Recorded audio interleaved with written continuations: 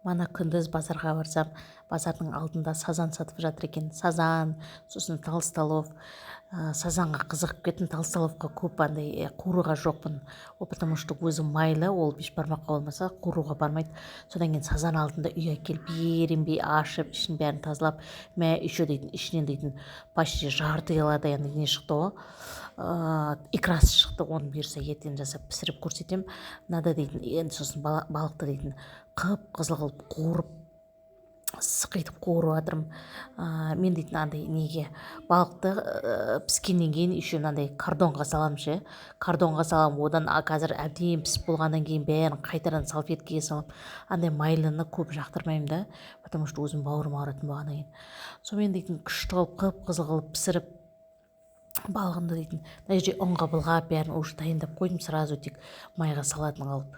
Ата андай ыбырсып жан жағым бәрі шашылып тұрғанға жаман көп жаратпаймын. Одан кейін барымда балығымды бәрін түсіріп алып, осы салфеткеге салып, тарелкаға салып ужинға жеп алдық. Күшті дәмді болды. Ас болсын бізге.